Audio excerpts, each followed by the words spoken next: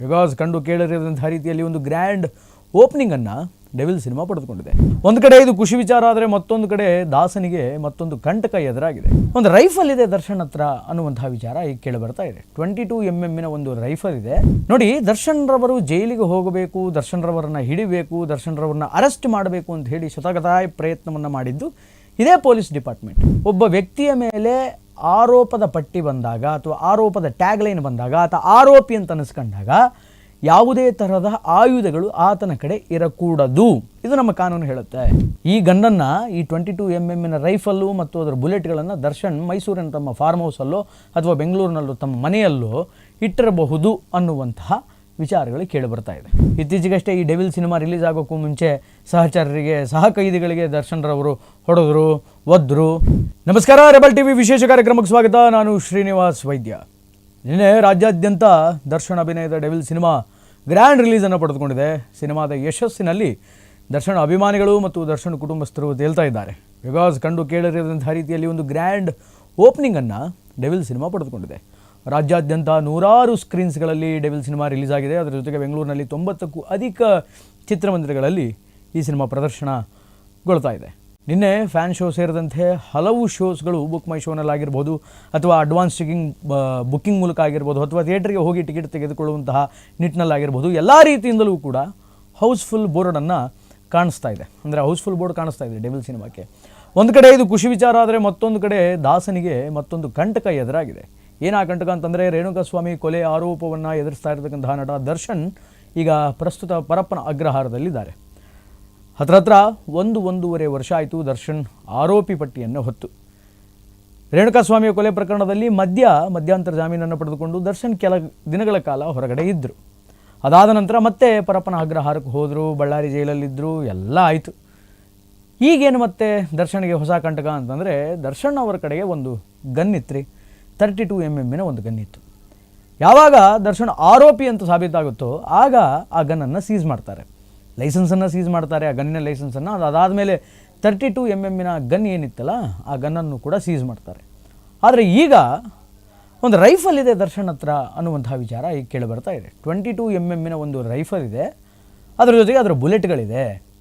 ಆ ರೈಫಲ್ ಏನಿದೆ ಅಲ್ಲ, ದಟ್ ರೆಸ್ಪೆಕ್ಟಿವ್ ರೈಫಲ್ಲಿನ ಲೈಸೆನ್ಸನ್ನು ರದ್ದು ಮಾಡಿದ್ದಾರೆ ವಿನಃ ಆ ಗನ್ನು ಮತ್ತು ಅದರ ಬುಲೆಟ್ಗಳನ್ನು ಇನ್ನೂ ಮೈಸೂರು ಗ್ರಾಮಾಂತರ ಪೊಲೀಸರು ರದ್ದು ಮಾಡಿಲ್ಲ ಅನ್ನುವಂತಹ ವಿಚಾರಗಳು ಈಗ ಕೇಳಿ ಬರ್ತಾ ಇದೆ.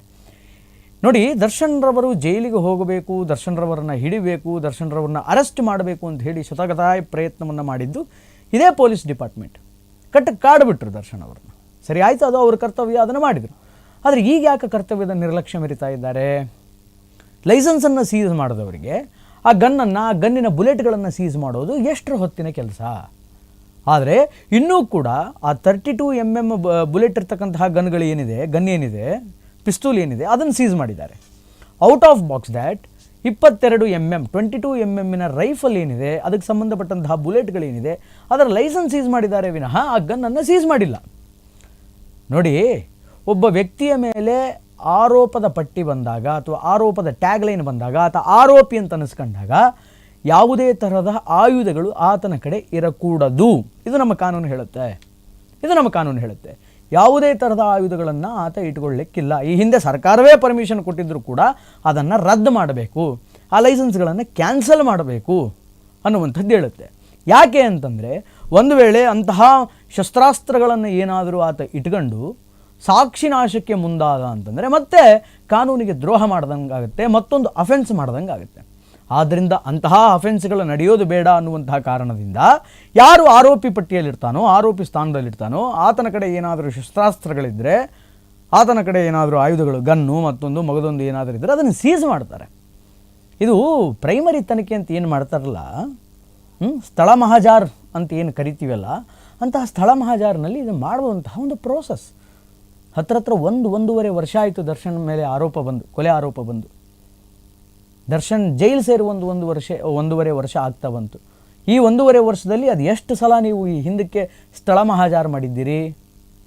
ಬೆಂಗಳೂರು ಅವ್ರ ಮನೆ ಆಗಿರಬಹುದು, ಮತ್ತಿನ್ನಿತರ ಮನೆಗಳಾಗಿರಬಹುದು, ಬೇರೆ ಆರೋಪಿಗಳ ಮನೆ ಆಗಿರಬಹುದು, ಮೈಸೂರಿನ ಅವರು ಫಾರ್ಮ್ ಹೌಸ್ ಆಗಿರಬಹುದು, ಎಲ್ಲ ಕಡೆಗಳಲ್ಲೂ ಸ್ಥಳ ಮಹಾಜಾರ್ ಮಾಡಿದ್ದೀರಿ. ನಿಮಗೆ ಸುಮಾರು ದಿನಗಳ ಹಿಂದೆ 22 mm ರೈಫಲ್ ಇದೆ ಅನ್ನುವಂತಹ ವಿಚಾರ ಗೊತ್ತಿತ್ತು, ಬುಲೆಟ್ಗಳಿದೆ ಅಂತ ವಿಚಾರ ಗೊತ್ತಿತ್ತು. ಅದರ ಲೈಸೆನ್ಸನ್ನಷ್ಟೇ ರದ್ದು ಮಾಡಿ ಆ ಗನ್ನನ್ನು ನೀವು ಇನ್ನೂ ತೊಗೊಂಡಿಲ್ಲ. ಯಾಕೆ ತೊಗೊಂಡಿಲ್ಲ? ಯಾಕೆ ನಿರ್ಲಕ್ಷ್ಯ ಮೆರಿತಾ ಇದ್ದೀರಿ ಪೊಲೀಸರು, ಮೈಸೂರು ಗ್ರಾಮಾಂತರ ಪೊಲೀಸರು ಅನ್ನುವಂತಹ ಒಂದು ವಿಚಾರ ಈಗ ಅನೇಕರಲ್ಲಿ ಪ್ರಶ್ನೆಯಾಗಿ ಮೂಡ್ತಾ ಇದೆ. ಈ ಗನ್ನನ್ನು, ಈ 22 mm ರೈಫಲ್ಲು ಮತ್ತು ಅದರ ಬುಲೆಟ್ಗಳನ್ನು ದರ್ಶನ್ ಮೈಸೂರಿನ ತಮ್ಮ ಫಾರ್ಮ್ ಹೌಸಲ್ಲೋ ಅಥವಾ ಬೆಂಗಳೂರಿನಲ್ಲೋ ತಮ್ಮ ಮನೆಯಲ್ಲೋ ಇಟ್ಟಿರಬಹುದು ಅನ್ನುವಂತಹ ವಿಚಾರಗಳು ಕೇಳಿಬರ್ತಾ ಇದೆ. ಅಂದರೆ ಕಾನೂನು ಎಷ್ಟು ಸೂಕ್ಷ್ಮವಾಗಿದೆ ಅಂತಂದರೆ ಹಾಗೆಲ್ಲ ಅದಕ್ಕೆ ಆಸ್ಪದ ಇಲ್ಲ. ಕೆಲ ಮಾರಣಾಂತಿಕ ಆಯುಧಗಳನ್ನು ಇಟ್ಕೊಳ್ಳೋದಕ್ಕೆ, ಆರೋಪಿ ಪಟ್ಟಿಯಲ್ಲಿ ಬಂದ ಮೇಲೆ ಇಟ್ಕೊಳ್ಳೋದಕ್ಕೆ ಆ ಥರದಕ್ಕೆಲ್ಲ ಅವಕಾಶ ಇಲ್ಲ. ಆದರೆ ದರ್ಶನ್ರವರ ಮೇಲೆ ಮತ್ತೊಂದು ಆರೋಪ ಮನೆ ಮಾಡಿದೆ. ಇತ್ತೀಚೆಗಷ್ಟೇ ಈ ಡೆವಿಲ್ ಸಿನಿಮಾ ರಿಲೀಸ್ ಆಗೋಕ್ಕೂ ಮುಂಚೆ ಸಹಚರರಿಗೆ, ಸಹ ಕೈದಿಗಳಿಗೆ ದರ್ಶನ್ರವರು ಹೊಡೆದ್ರು, ಒದ್ರು, ನಿಂದನೆ ಮಾಡಿದರು, ಬೈದರು ಅನ್ನುವಂತಹ ಒಂದಿಷ್ಟು ಆರೋಪಗಳು ಕೇಳಿಬಂತು. ಈಗ ಮತ್ತೊಂದು ಹೊಸ ಆರೋಪ, ಮತ್ತೊಂದು ಹೊಸ ಕಂಟಕ ಏನಾಗ್ತಾ ಇದೆ ದರ್ಶನ್ ವಿಚಾರದಲ್ಲಿ ಅನ್ನುವಂಥದ್ದು ಸತ್ಯವಾಗಲೂ ಗೊತ್ತಾಗ್ತಾ ಇಲ್ಲ. ಆದರೆ ಮೈಸೂರು ಗ್ರಾಮಾಂತರ ಪೊಲೀಸರು ಇದನ್ನು ಎಷ್ಟರ ಮಟ್ಟಿಗೆ ತೀವ್ರವಾಗಿ ತೆಗೆದುಕೊಂಡು ಮುಂದೆ ಯಾವ ರೀತಿಯಾದಂಥ ಕ್ರಮವನ್ನು ಕೈ ತೆಗೆದುಕೊಳ್ತಾರೆ ಅನ್ನುವುದನ್ನು ನಾವು ಕಾದು ನೋಡಬೇಕು. ಒಟ್ಟಾರೆಯಾಗಿ ಇದು ಈ ಹೊತ್ತಿನ ವಿಶೇಷ. ನಿರಂತರ ಸುದ್ದಿಗಾಗಿ ನೋಡ್ತಾ ಇರಿ ರೆಬೆಲ್ ಟಿವಿ. ನಮಸ್ಕಾರ.